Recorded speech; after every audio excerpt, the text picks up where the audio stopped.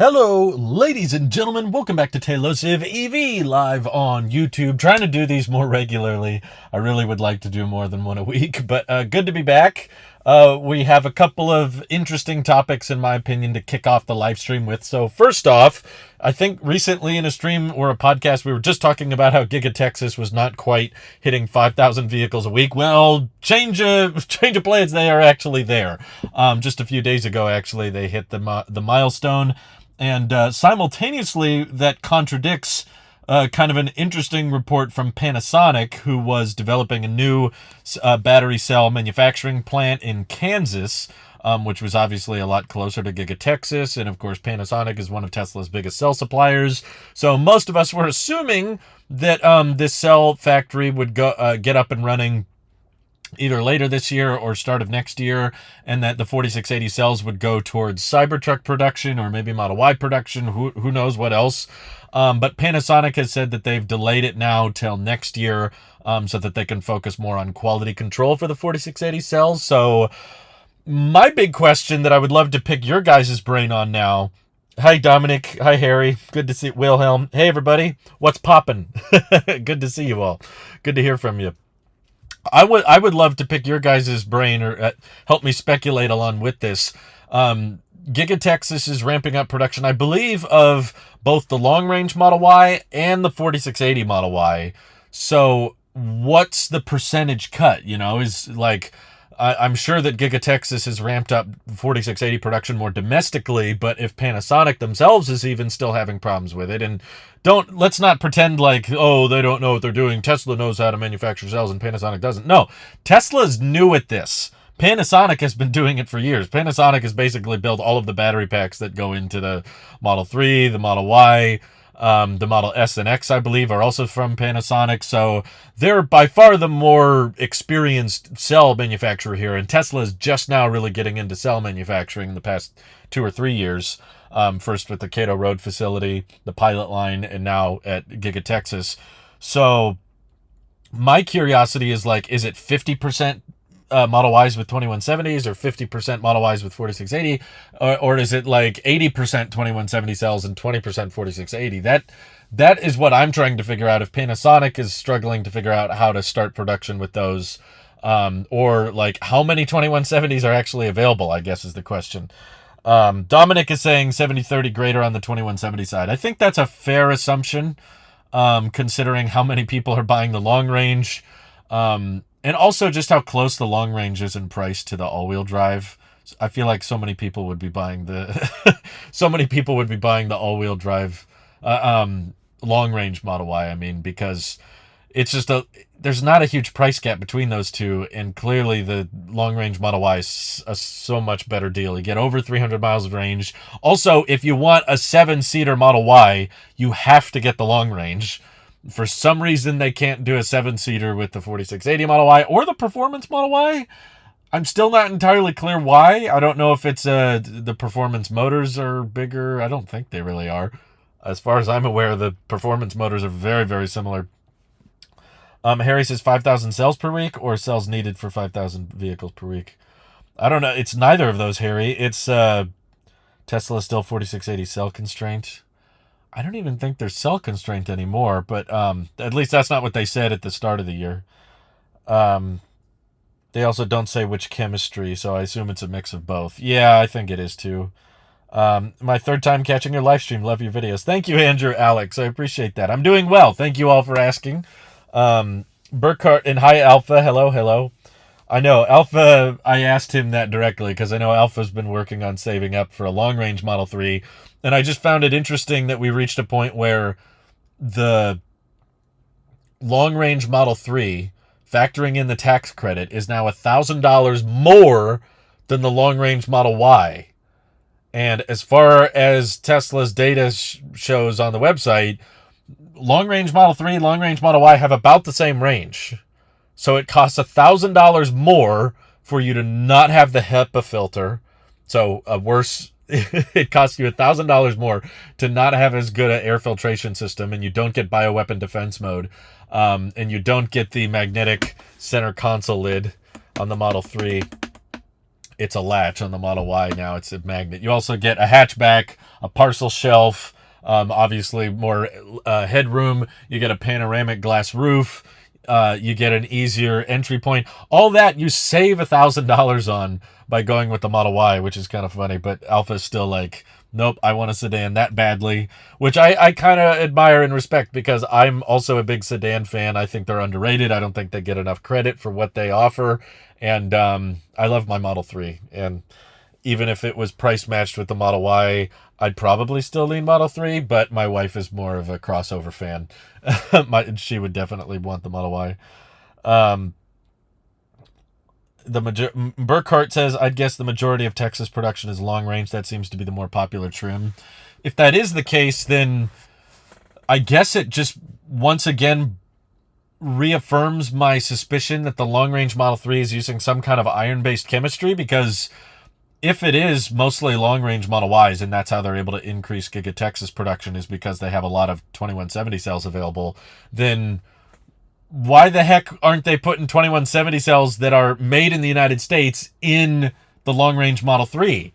You would get a much bigger tax break, and you wouldn't have this expensive Model 3 long range and cheaper Model Y long range. I don't think that's Tesla's intention. That's just kind of happened because of the tax credit. And importing 21, the only other argument I've seen is there's people thinking that the long range Model 3 is relying on imported 2170 cells from LG Chem. Why would they import those cells if there's this many 2170s domestically that they can continue ramping up 2170 cells at Giga Texas?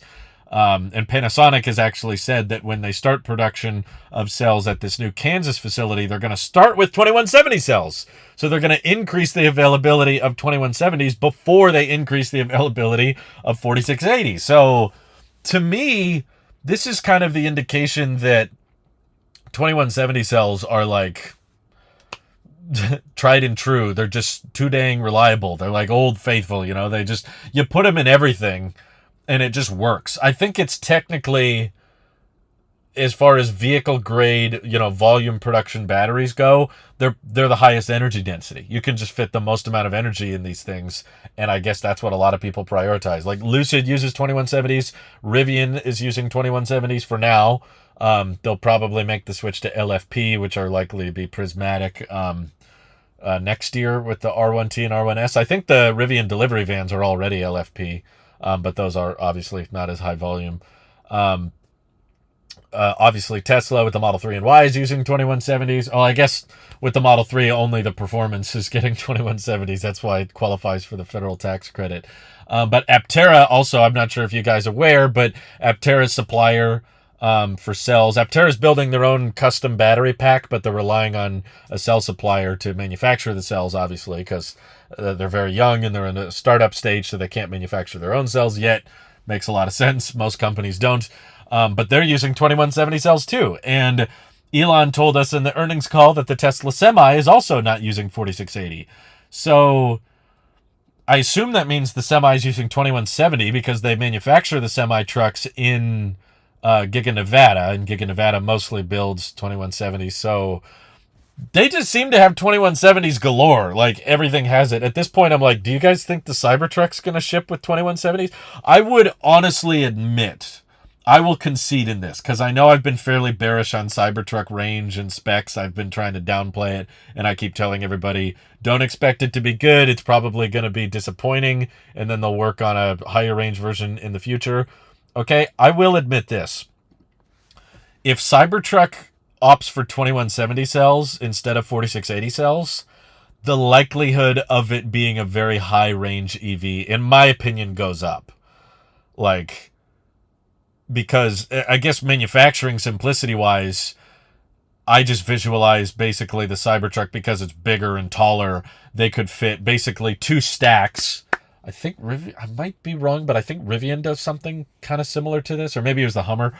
I'm trying to remember, but for manufacturing simplicity, I could visualize the Cybertruck battery pack using like 2 long-range Model Y battery packs stacked together, or roughly double the count of whatever the long-range Model Y is, which I believe is around 80 kilowatt hours. So if you double it to 160 kilowatt hours, with high energy density, and maybe they can find a way to make it structural thanks to the exoskeleton and then the higher voltage architecture, more aerodynamic design than other pickup trucks. I think with the Cybertruck rocking somewhere around 150 to 160 kilowatt hour pack, they could probably get it over 400 miles of range. But I still think there's a decent chance they're going to use the same 4680 cells that they put in the Model Y, just because those are inherently designed to be more structural, whereas the 2170 hasn't been done in a structural manner before. But if they want to focus on range, they have a diversified battery approach. In my opinion, probably a very diversified battery approach with the Model 3. Performance has 2170s, long range has probably LFMP, and then the rear-wheel drive has just regular LFP, which is less energy dense than the LFMP. So every trim of the Model 3 has a different type of battery pack, which is kind of funny.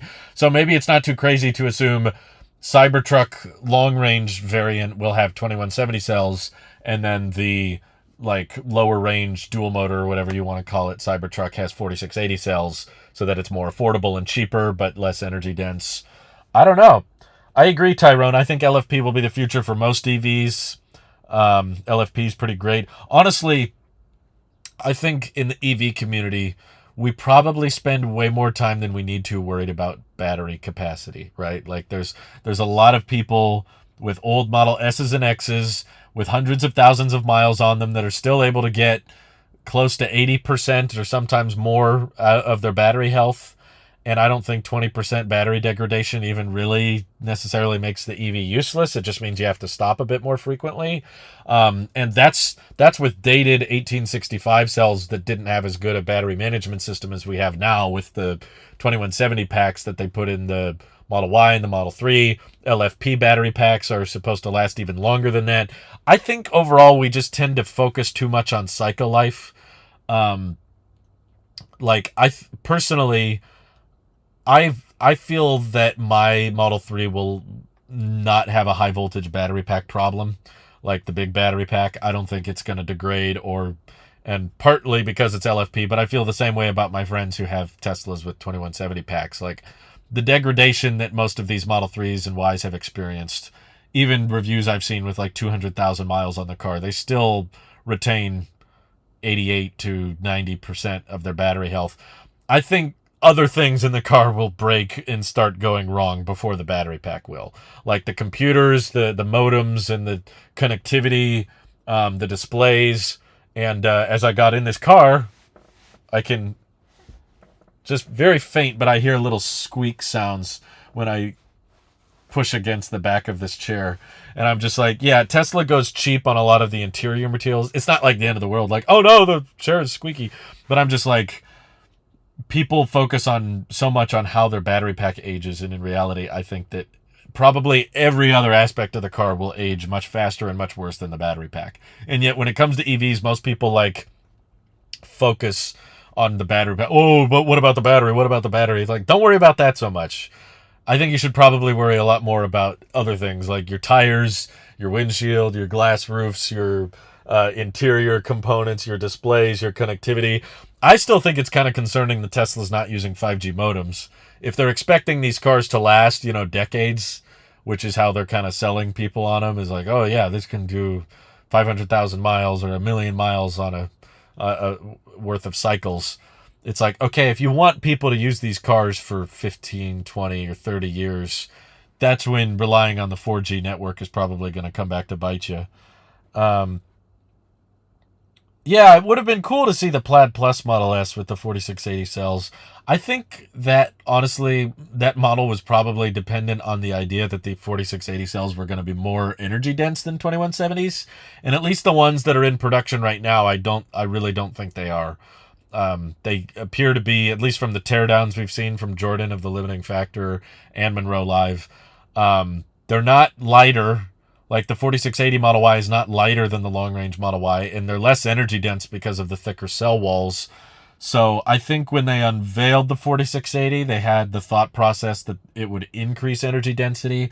Along the ramp-up process, they probably realized that you can produce 4680s with a higher energy density, but It costs a lot more, and the yield is not very good. So in order to improve the cost of ramping the production and to increase the yield so that you're not throwing out a bunch of bad cells that aren't reliable enough, they had to lower the energy density. That's my theory, and that's why the 4680 Model Y is going on the lower range, lower price. It's not even really that efficient relative to the, I think the long range actually has better efficiency because it's around the same weight, but it stores more energy. But I think the main advantage of the 4680 cell, I'm not trying to say it's a bad cell or Tesla shouldn't use it. It's just important to remember the 4680 cell's main advantage is to Tesla. Like, it helps Tesla save money, it helps them ramp up production faster, and it allows them to build a lot of cells in a very small, condensed place. Like, just in the corner of Giga Texas, they can build a crap ton of 4680s. Whereas if they needed that number of cells for a pack in 2170s, it probably would have cost a lot more, it would have ramped up a lot slower, and it would have taken a lot more of the factory footprint up. So there's absolutely advantages to the 4680. I just don't think they're really to the end consumer. I don't think the buyer of the Model Ys is getting a great deal, or, well, I guess now they are pretty cheap. They do pass the savings on. But the thing is that the difference between the 4680 and the long range Model Y is so small that it doesn't feel like it's real. Okay, it's $3,000 less. $3,000 for an extra 50 miles of range. Most people probably going to take that. Exoskeleton will not see production. Okay, I'll hold you to that, Hoon, because I've been seeing a lot of Cybertrucks around the Giga Texas facility. I think they're around. Alpha says, I'm still debating, though. Should I go use 2022 long range to save money or new 2023 for LFP benefits?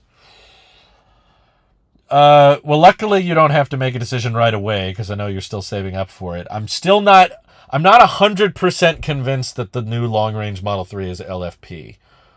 I'm pretty sure. I want to say, like, I'm 80% sure it's an iron-based cathode, but I still could be wrong. And once they actually start delivering the new long-range Model 3, we'll know for sure. In case you weren't aware, you can go into the, go to car, go to software, and then click additional vehicle information. And under high voltage battery type, it will tell you lithium iron phosphate. At least that's what mine says. And then the owner's manual, it tells you, if your vehicle is equipped with an LFP battery, Tesla recommends that you keep your charge limit set to 100%, even for daily use, and that you also fully charge once a week. If Model 3 has been parked for longer than a week, Tesla recommends driving as you normally would and charge to 100% at your earliest convenience. This is going to be interesting to find out because I'm going to be gone this summer for several months, and I'm not going to be able to take my car with me on this next trip. So I hope my car's okay. I hope when I come back after a couple months that it's still around. Mike says 500-mile range Cybertruck is more likely with 2170, but it would be interesting to see if 4680s work better in Cybertruck due to new design and better yield and possibly different chemistry change. That's what I see most of the bulls arguing for whenever I bring up, hey guys, 4680, it's in production. It's in cars that they're delivering right now. And guess what? I mean, it's cool that it's in production and that it's a structural pack and that the Model Y prices are lower now. That's wonderful, but they're not that energy dense. And usually the response I get from the hardcore Tesla bulls is, oh, well, Cybertruck will use a different version of 4680 that we haven't heard of. There's a higher energy dense version of it that's more high nickel concentrate. And I'm like, okay, first of all, they're already ramping up 4680 Model Y production now. Like, they just a month or two ago added the all-wheel drive Model Y to the configurator. So it took them a year before they were comfortable letting anybody order that. And they just now opened it. So the idea of complicating the 4680 assembly line with, okay, here's the lower energy dense cells and then here's the higher energy dense cells. I'm not saying it's impossible. I'm just saying, knowing Tesla, I feel like they're more the type that are like, how much of the... There's already so many differences with the Cybertruck, right? Like, it's not using the same steering wheel, it's not using the same display, it's not using the same glass, it's not using the same body parts or interior components are all going to be different compared to the Model Y. So my thought process is, Tesla probably wants to reuse as much as possible under the hood for the Cybertruck that they can, based on the existing supply chains that they already have set in place for the Model Y. I typically don't see Tesla go with drastically different chemistries with the same cell form factor for the same vehicle. So it's possible that there's this secret high energy dense 4680 cell that they're not using yet. But again, if that's ready, or they have a plan to use it in the Cybertruck, my question comes back to, okay, why not put that in the semi-truck? The Tesla Semi would benefit so much from using a high energy dense 4680 that would beat the energy density of the 2170, because you want as much range as possible with that vehicle, and you want the lowest possible curb weight, because unlike most of these other cars we're talking about, like the Model Y or Cybertruck, whatever, semi-truck has a cap on how much it can weigh. 82,000 pounds gross with the payload. So the heavier the tractor part of the truck is, the less payload it can move. So in semis in very low production, right? So if there was a higher density 4680 cell available, why the heck wouldn't you put that in the semi truck? Like, or put it in the Model Y? Why the heck not? You know, put it in the make all the Model Ys coming out of Giga Texas using either a low energy dense or a high energy dense 4680, and then the higher energy dense cell would allow the long range Model Y probably to go at least 330, but probably better. It would probably either increase in efficiency because it's weight savings, and you could put a smaller battery pack in it. So that would increase the efficiency, and we'd see that in the EPA documents if they did switch it over. Or you could increase the range. You could make the long-range Model Y go like 350 miles or 360 miles on a charge with those new cells.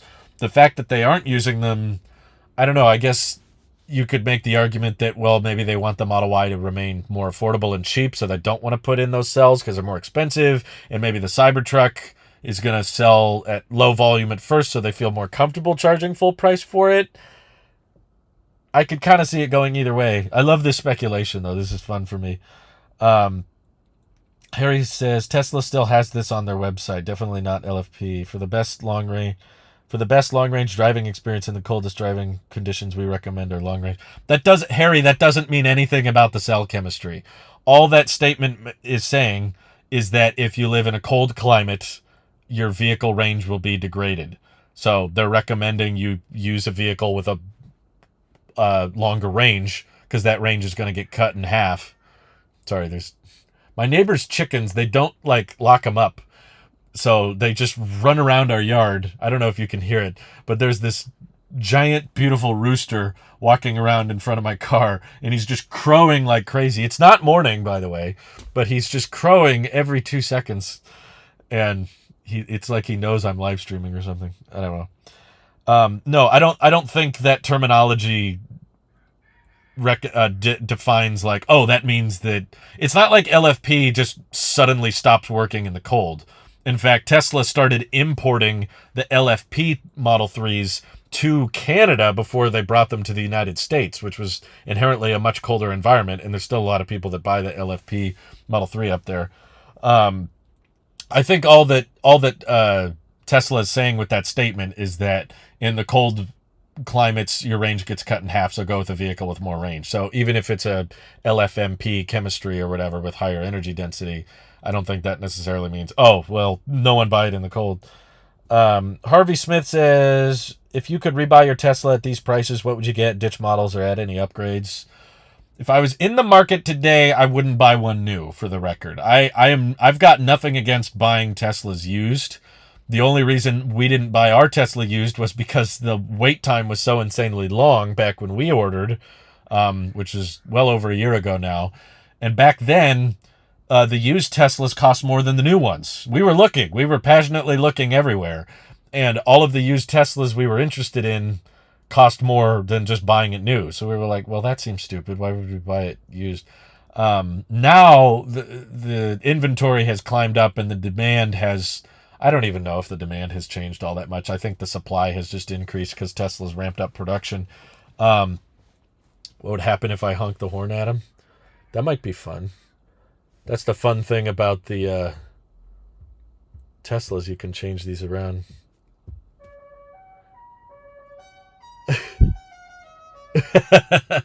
He's just giving me a funny look now. Um, I'll take the car for a couple months. Be nice to have a break from red flags. Yeah, that sounds fun. You just have to drive a little bit further to get to it. Um, yeah, if I was in the market today, my wife would probably have a different answer for the record because my wife is very much a Model Y fan. She likes crossovers. She likes the hatchbacks. She's not too focused into efficiency, I think, as I am. And she likes uh, the longer range elements of it. But back when we were in the market, the entry price of the Model Y was $20,000 higher than the entry price of the Model 3. And there was still no LFP Model Y. So it was a much harder decision. It was much harder to justify. In my opinion, the Model Y is not worth $20,000 more than the Model 3. Now, I guess if I was buying new, yeah, I mean, to me, it's like, I agree the Model Y is a great deal and it packs in a lot of overhead for the future. But the truth is, I've still not maxed out the storage space in my Model 3, and I really like the lower weight, the better efficiency that you get with the Model 3. I guess maybe it's Aptera's fault. Aptera has gotten me way more like focused on aerodynamics and efficiency. And also, I've sat and driven in Model Ys before, and I'm not a fan of the visibility. Like Randy brought up when he took delivery of his performance Model Y, like it's much harder to see out the back with the rearview mirror, and the side mirrors feel a lot taller. I know because when I was visiting my parents last month, we went to a Tesla showroom and they had the whole sexy lineup, and I did that video. You know, most of that video I was just talking about the Model X and the Model S because I'd never messed around with them before. And that was a lot of fun. I really like the Model X. It's like my dream car, I think. But still not as great as efficiency. I think there's Model X features I want in the Model 3. It's not necessarily that I want a crossover or a hatchback. Just like we packed way more than we needed to pack on our last big road trip. Like we packed in my mom, you know, she used to live closer by and then she moved out of state. So she had some Easter supplies, decorations that she wanted me to bring. She was like, "Oh, by the way, can you pack some of those Easter supplies at Grandma's house?" And we were like, "Sure, yeah, why not?" So we threw that in the trunk. And I typically on my trips will just get by with my Sonata is like blinding me right now. The sun is hitting it right on the windshield. It's like it knows that I hate the gas part of it. So it's like this sun is just blowing in my face right now. Jeez, Hyundai, screw you. Anyway, I'm so accustomed to just filming on my phone, but because I wanted to prove to people how much you could pack in a sedan, you know, I filled up my frunk with a tripod, with extra jackets and towels that we didn't even need. I brought way more equipment than I needed to bring, and extra bags and extra goodies and, you know, surprises for my family and nieces, you know, like Easter desserts and treats and stuff. And we packed this trunk to the max, and there was still room for, you know, tennis rackets in the sub trunk and all my equipment in the frunk. And that, I felt like I was packing more than I needed to pack, and we still didn't really run out of space because there was still, like, you know, the whole second row we could have filled up with more bags and clothes if we really needed to. So I still feel like, I mean, the main advantages that I will admit the Model Y has is not so much cargo space, because I don't really move that much stuff all that often, is just the higher ride height. It's not even so much the ride height that I care about. It's just easier to get in and out of. That's one thing I don't like about the Model 3, is that you kind of have to fall into it. And I'm used to it. I'm comfortable with it. But I've had family members that I take rides in the car with that have a harder time because they're older or bigger than I am, and they have to they bump their head on this thing and stuff. So the Model Y is more comfortable for sure. But I just kind of, if it's up to me, I would rather have the efficiency over that comfortability. So I guess my long answer is, if I was in the market today, I would buy a used Model 3, because probably the biggest realization going from not having an EV to buying a Tesla, now owning a Tesla and driving it around, is that the 100% range figure is so overrated. People put way too much faith and validity in, oh, it has 350, oh, it has 330 miles of range. It's like none of that really matters if, oh, did you happen to drive most of your driving at 70 miles per hour? Oh, okay, then it's all useless. Because if you're driving at 70 miles per hour, you're not getting your EPA range anyway, and you don't charge to full at superchargers. You don't, Tesla makes it very, very hard for you to show up at superchargers at a low state of charge. Even though they encourage it, they still want you to arrive with like a 10% buffer, but then there's another usually 15 to 20 miles of buffer past 0%. Well, I don't recommend that. Don't hold it to me. I've watched videos of people that drive Teslas until they don't go anymore, and they go way past 0% in those videos. That's all I'm saying. I'm not saying you will get 15 miles at 0%, but I'm just saying I've seen that happen. So you're not really, and Tesla themselves was the ones that said, well, if you want to get the actual EPA range, you have to drive it past 0. So like, I think people hold way too much weight in that range figure, and I think the battery packs age a lot better than people really expect. So if I was in the market today and I didn't own this car, I've seen some used standard range Model 3s from like 2020 or 2019 that are going for like low 30,000. I think I even saw one once that was below $30,000. And that's out the door. That's not relying on a federal tax credit. You know, the tax credit is cool, but you don't really experience the benefits of it until the following tax year. And then in 2024, that'll change to a point of sale rebate, but Tesla could change their prices 15 times by next year. Who knows what Teslas will cost by next year? Model Y inventory is declining according to the Tesla data websites I track. So there's a good chance that Model Y price hikes might be coming again. I feel even more confident now, to be honest, that Tesla is not going to reveal or ever just in an event or in a tweet or something, just announce the Cybertruck pricing. Like, there's really no reason to when Tesla changes prices as much as they do. Sometimes they'll change prices 2 to 3 times within a month. So why would you have an event where you say Cybertruck Tri-Motor starts at $79,000 if a week later you're going to change it to, oh, now it's actually $78,248. Oh, actually demand is really high, so we upped it to $84,990. Like, Tesla fluctuates pricing on all their vehicles so much. Like every 2 weeks, it feels like they do something else with the pricing. Sometimes it goes down, sometimes it goes up. Sometimes they start including the supercharging. You know, they do all this back and forth nonsense. Why the heck would you put your foot down and say, this is what it costs if in 2 weeks you're going to change it again? Like, come on. But yeah, I would personally take a used Model 3 and try to get by with it, because I think it'd be more interesting to document, like, okay, what if you have a heavily used Model 3 that you spent barely $30,000 on, so it's pretty affordable. It's only $5,000 away from the $25K car, and sure, it's got some degradation and it doesn't have LFP, so maybe your 100% range figure is now 190 miles instead of 200. Does that really matter? As long as you have access to the supercharger network, how long can you go between stops? Oh, still probably a couple hours, yeah. I would rather save that money.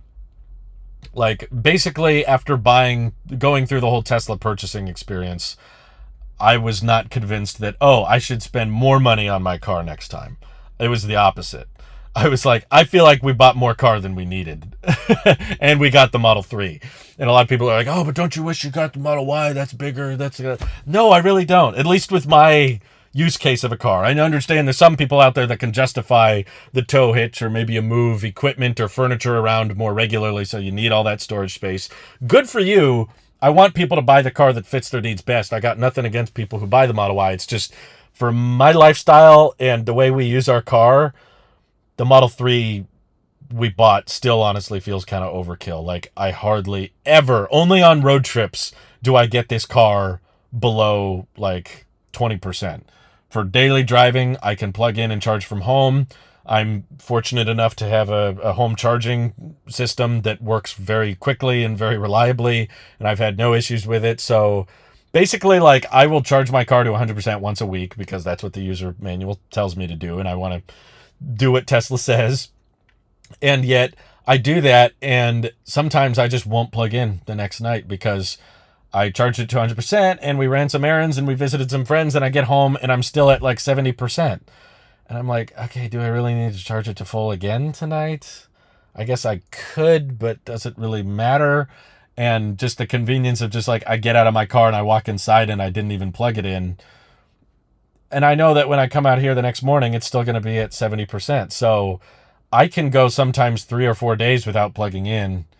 Maybe it's because I work from home. Maybe because I can charge from home that it makes it so convenient to, like, I just think I have more range than I need, and I got the lowest range Tesla, which is why I guess I'm more of the personality type that's like, you probably don't need as much range as you think you do.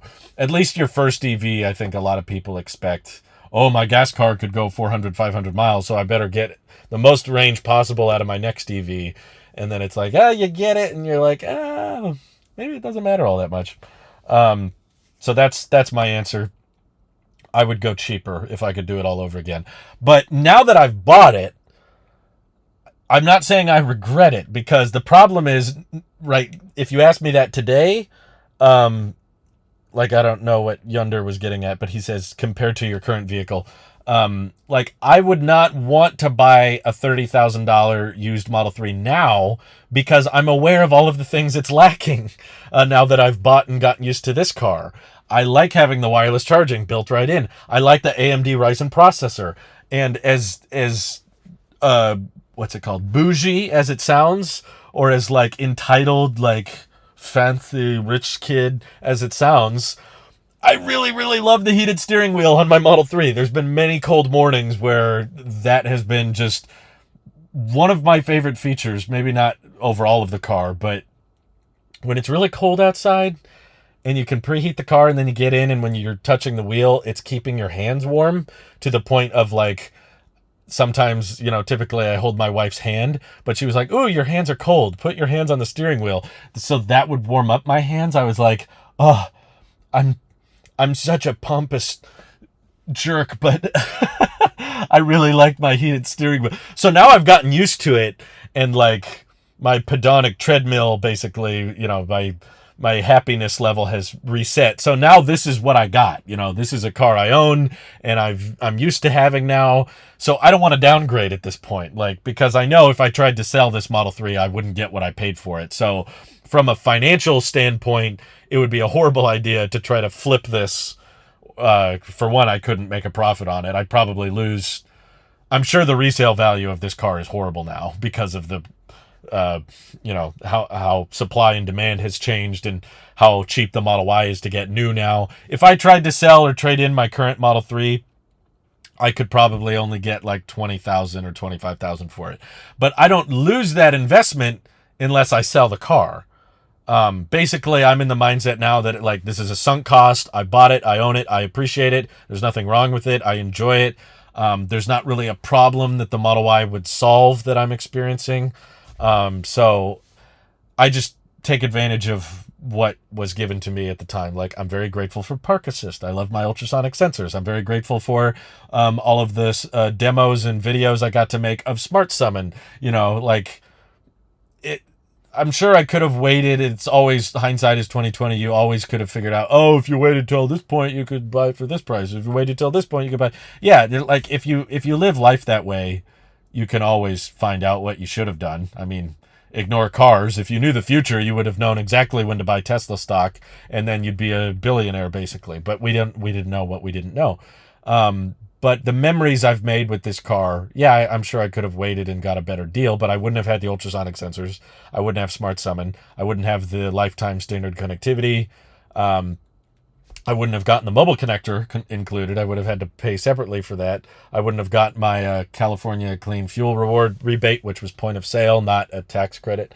So I've done the math. I'm sure it would have been cheaper to wait, but I would have missed out on a lot of the fun experiences that I've had with this car, the road trips and showing it off to my 96-year-old grandma, being able to capture her reaction, and watch her laugh and just enjoy the future for her, being nearly 100 years old. She grew up in a Model T, and getting to witness her reaction to sitting in the passenger seat, and then the car starts moving and the steering wheel starts spinning, and she was just like, and just, that was priceless.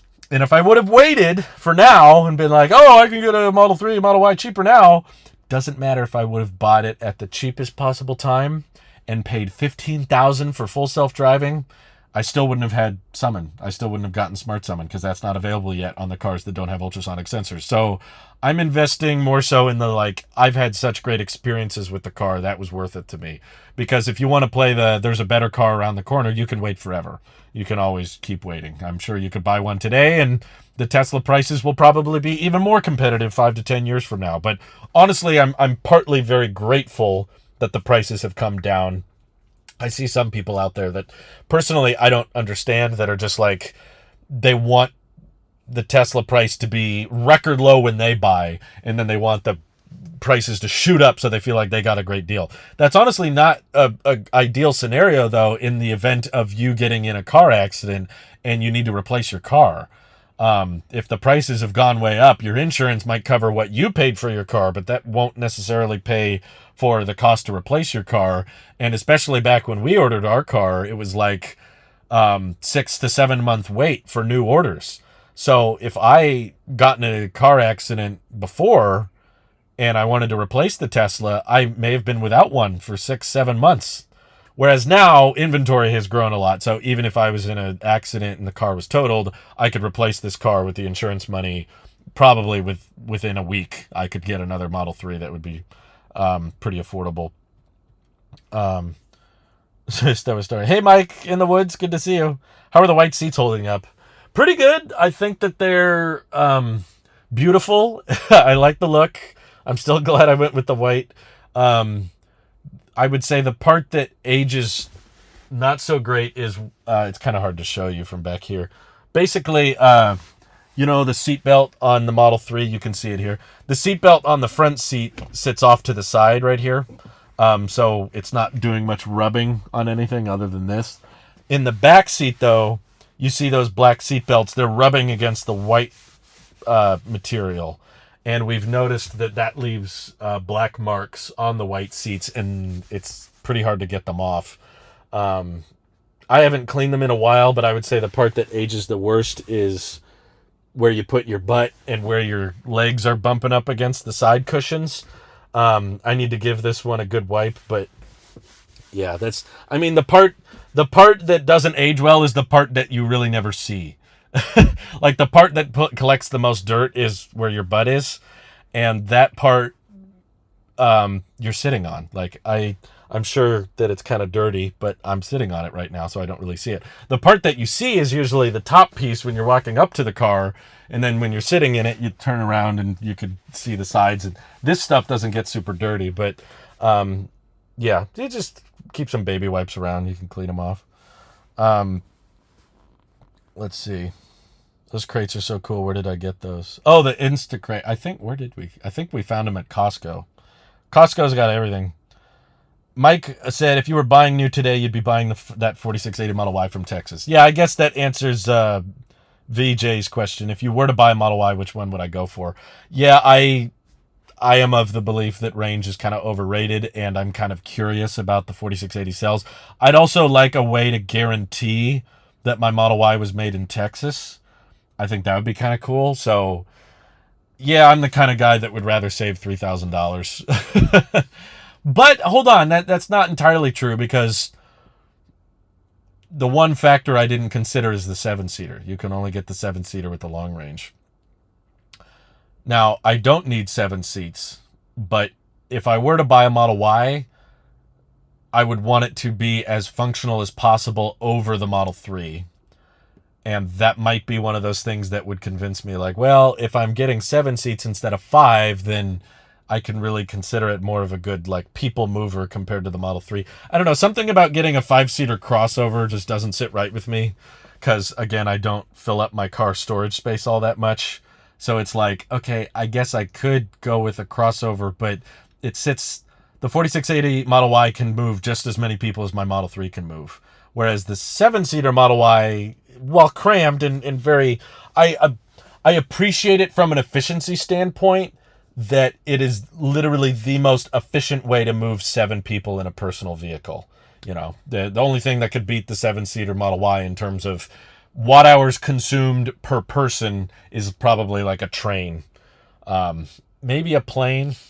Planes are actually relatively efficient when you think about like how many people they're moving. Like you got 150 people all moving. I don't know the actual carbon footprint for that, but the fact that you can fit 7 people in a vehicle with an 80 kilowatt hour pack, and that pack can go over 300 miles, that's pretty impressive. So from an efficiency standpoint, I do think the 7-seater Model Y is kind of cool. Maybe I would get that one. I'd probably go used, though, to be honest. I don't really see a point in buying new. I just think these vehicles age pretty well. I mean, the battery pack ages well. The interior doesn't age well. So if you're paying a premium to get it new, just remember that Tesla build quality's not all that great. It's not all it's cracked up to be, if you know what I mean. Like, okay, Randy bought a performance Model Y brand new, and it's still, like, a lot of the time people are like, oh, I want to buy new because I don't know what the last owner did to it, and if I buy used, it could have interior problems or cosmetic issues that I don't know about. It's like, okay, even if you buy new, though, that's the case. Randy bought a Model Y Performance brand new, and yet the windshield was cracked upon delivery. And there's build quality things, like Mike, when he got his Model Y, had like little oil stains on the top, and sometimes they don't include the floor mats and stuff, so there's like smudges, or sometimes I've seen instances of people peeling off the screen and stuff. So I'm like, the new experience is not that new when there's build quality issues and panel gaps and stuff. I'd honestly start to see the argument of like, well, if you buy used, at least you know that it all functionally works. Right? Someone has already gone through all of the Tesla service issues and hopefully the wind noise problems before you got to it. I think it's overrated. You can disagree with me, Hugo, but I think people turn it into a bigger thing than it really is. You'd have a point, I think, if the average American was driving 100 plus or 200 plus miles a day, but when NHTSA data is showing that most Americans are driving around 30 to 40 miles per day, then 270 miles of range versus 330, not a huge difference in my opinion. That doesn't translate, especially when people drive at highway speed and they're not actually getting those range figures anyway. But yeah, the white seats are holding up well. XLT Lightning just got a price decrease to meet tax incentive for extended range battery. That's cool. I thought they just raised the prices. See, Ford is fluctuating so much. It's all over the place. Hopefully the dealers don't ruin it. I feel like Ford is definitely at a disadvantage with all the dealers that are applying markups depending on region. iAlphone says, I'm from Libya, which is one of the richest oil countries in the world, and because of that we have 0 electric cars. How do you think companies like Tesla can enter the market? I know very little about Libya, but I'm sure that they'll want to probably import vehicles at wherever the closest gigafactory is eventually, once they're building more cars at that factory than they can deliver. Hertz will rent you a Model 3 or Y for a pretty reasonable price if you're on the fence. Yeah, I mean, you could do that, or even Tesla showrooms usually have Model 3s and Ys, and you can compare the two there. The biggest issues I still have with the Model Y, though, are the visibility and just the similarities, I guess. Like, on the inside, when you're sitting in a Model 3 and then you sit in a Model Y, especially from the front seat, there's so little differences. Like, it's the same display, it's the same steering wheel, it's the same HVAC, it's the same center console. Like, just when you're sitting here moving down the road, you don't really feel that difference between, oh, I'm in a Model Y, or oh, I'm in a Model 3. Like, it doesn't really come up that much in day-to-day use until you start loading stuff into the back, or, again, the more daily thing that you run into is when you get in. Getting into a Model Y is much easier than getting into a Model 3, but it comes at the cost of the visibility, in my opinion. Mike says, glue stains, panel gaps causing the tailgate to rub body pieces together, wearing them down. But transportation and quality control imperfections are different from user-generated issues. Yeah, it's not consistent, but that's why I want to preface to people that you shouldn't hold, like, I want to buy it new because then it'll be perfect, right? Like, people don't want to buy used because they're worried about imperfections or degradation or the fact that someone else owned this car. What if they did something to it? It's like, even if you buy new, you can still have that experience where they messed up something in the interior and now you got to go get it fixed, or they didn't clean it right, or there's panel gap problems, or there's things in the interior that you just eventually you just got to put up. You just have to put up with it and just admit this is a car. I'm going to use it, and it's not going to be perfect all the time. There's going to be some dents. There could be some cracks. There might be some paint chips. And you could try your best to protect it with wraps and PPF and all that. But at a certain point, there's going to be some cosmetic imperfections. And the sooner you accept that, I think the more ease of use the product will be. I just got a standard range plus, and it works, but would like a long range Model Y ideally. There's not a huge price parity. I'd be curious why you went with the standard range plus. Technically, they don't call it standard range plus anymore, but legroom feels massively different, my guy. I don't know. I'm 5'11", and I've sat in both, and I didn't find the legroom that different, to be honest. But my Camry hybrid gets 500 plus miles on a tank of... Oh, sorry. Skylar's putting a big dual message here. I used to agree with your opinion on range until I went on a work trip. My hotel didn't have EV charging spots, and there wasn't much time for me to stop at a public charger while I was there. My Camry hybrid gets 500 plus miles on a tank of gas and got me through that whole round trip without ever having to stop to fill up, and I really appreciated that. Again, I still think that's more of a charging issue than it is a range issue. And yes, long range helps with short-term charging availability. But long-term, I think the charger availability is going to be far more plentiful. Like, okay, even if you did that drive with a long-range Model 3, you still have to stop and charge. Long-range Model 3 isn't going to hit 5. Even if you did that with the longest-range Tesla available. Screw it, no. Even if you did that exact same drive with a Lucid Air Grand Touring, you'd still have to stop and charge because the Lucid Air doesn't get over 500 miles at highway speeds. They've done several range tests with it, and similar to Tesla, because they're falling back on aerodynamics, they kind of hijack the EPA range estimate a bit.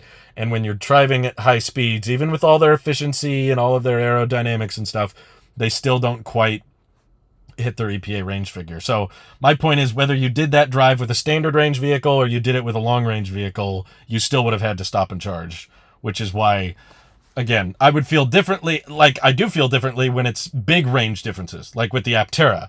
With the Aptera, we're talking about, okay, entry model 400 mile range, and then in the high end, 1,000 miles of range. Yeah, with a 1,000 mile range Aptera, even with some inefficiencies along the way, you could do that drive nonstop. And that's when, okay, the range starts to matter. But most of the time, when people are cross-shopping EVs, they're not talking about the difference of 100 miles or 200 miles.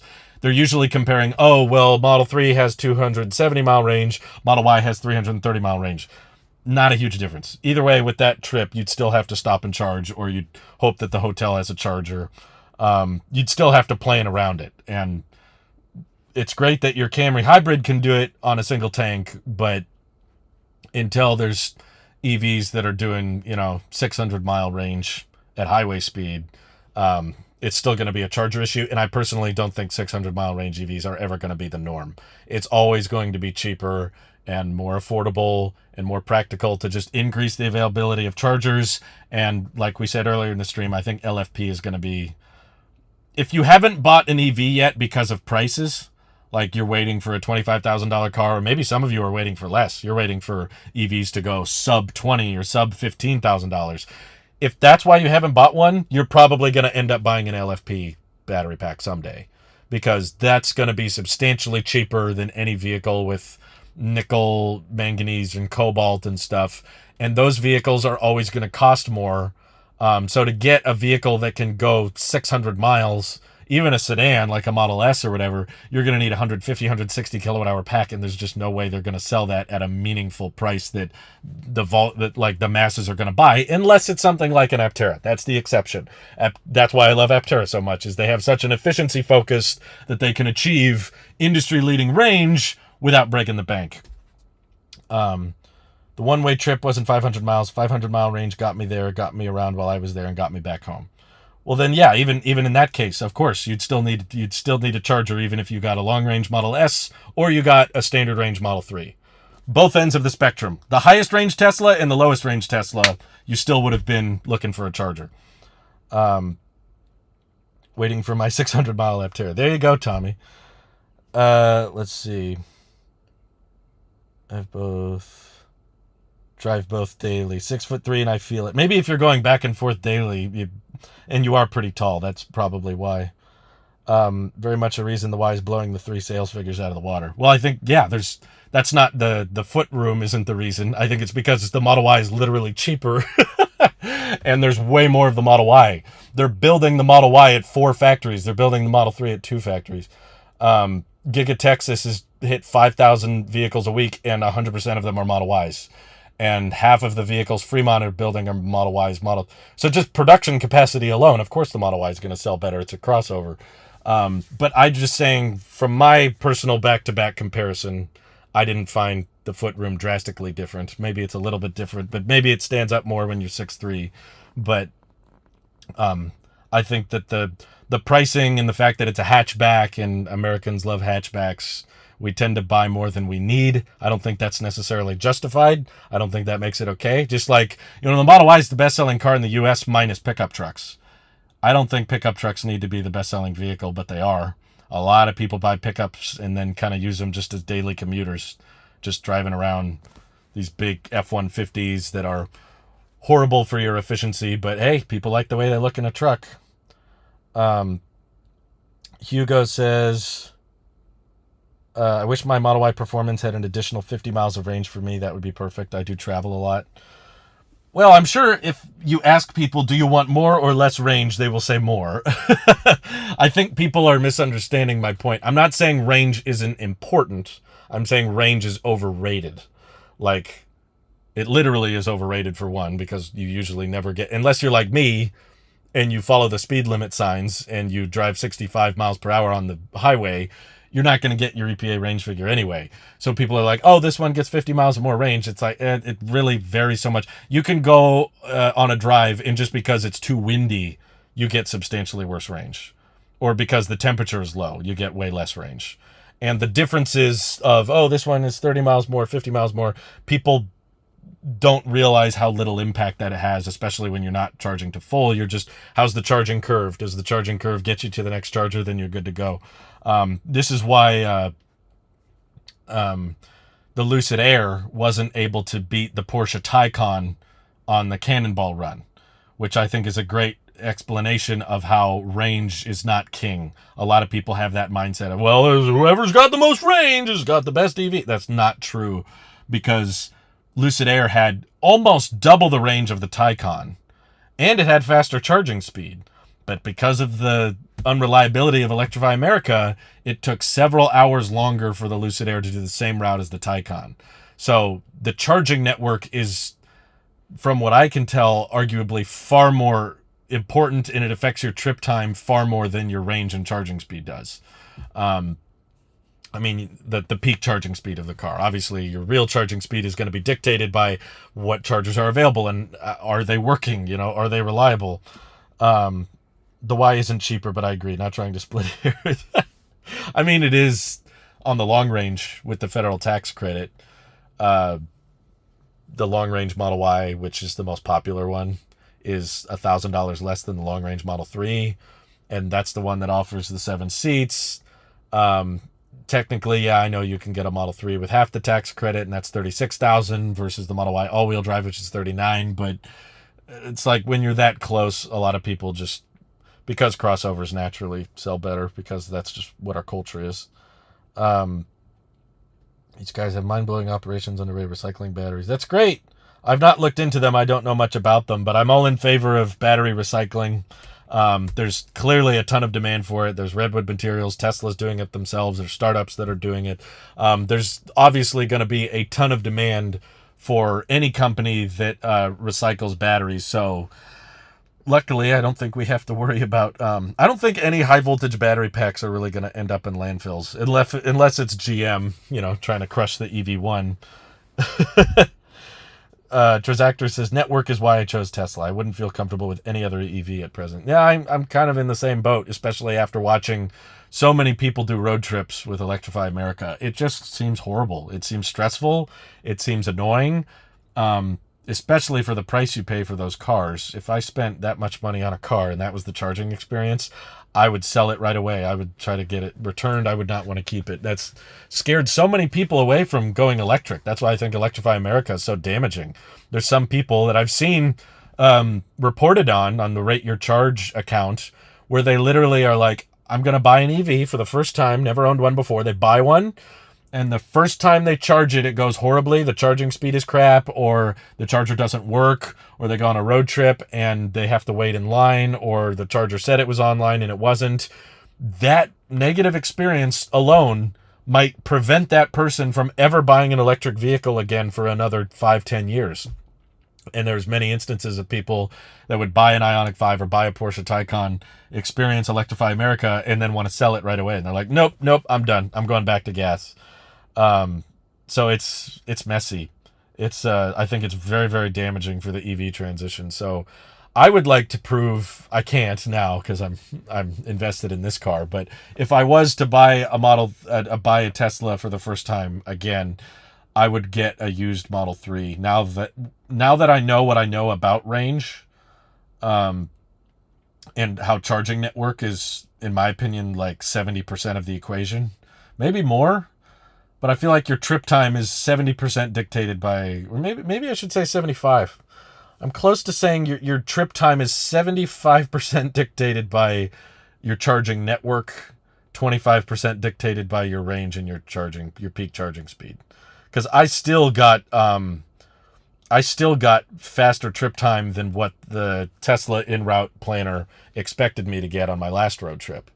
They thought it would take like 16 hours and it ended up taking 14 and a half hours. And that's with LFP, the lower range, many portions of the trip where I was getting worse efficiency than the EPA estimated. But I had available chargers that were ready to go at every step of the way. I had a battery pack that knew when to precondition itself, and I could always just plug in, and the speeds were good. They weren't great. They weren't 250 kilowatts, but I usually peaked around 170, and then it would taper off to 120, 130. But because it's only a 60 kilowatt hour pack, you don't need to maintain 250 for very long or 170 for very long. And the trip went great. It was faster than expected. A bad network is very damaging. Absolutely. No, sorry, Andrew. We still haven't figured out what, we have to wait till someone takes delivery, unfortunately, because Tesla won't tell us. It's very frustrating. I think for things that affect the day-to-day use of the car that much, they should disclose that on the website. They don't have to put it on the configurator. They could bury it in tech specs or something. But if you're going to tell people what their AC peak charging speeds are, like when you go to the Model 3 rear-wheel drive tech specs, it tells you that it maxes out at 32 amps, 7.2 kilowatts or whatever. That's the max AC charging rate for level 2 charging. If you're going to get that specific in the tech specs, you should tell people what the chemistry is for is this a battery pack that you can charge to 100% every day? Or is this a battery pack that you need to keep at 80%? And if it is, I'll be very confused as to why they're using imported cells and not domestically made 2170s, because there seems to be plenty of them. They're all over the place. And you would get the full $7,500 tax credit if you use those. So there's so many advantages to using domestic 2170s. But sorry. Hey, Crunch, DeGrace Hopper, like number 28 catching up from 57 missions. Hit that thumb. That's very nice of you. Thank you. But yeah, like Lucid has some of the best charging speeds. Oh, sorry, my wife's texting me. Would it be possible? I'll say yes. Okay, looks like I gotta go. Sorry, we have a little bit of a change in plans. But I appreciate you guys for tuning in. Tommy says it's all about network for road trip. With Tesla opening up for others, Aptera is having same charging plug as a plus. Absolutely. Great move by Aptera for sure. And thank you guys for tuning in. I hope you have an excellent rest of your day, and I'll chat with you all later. Bye-bye.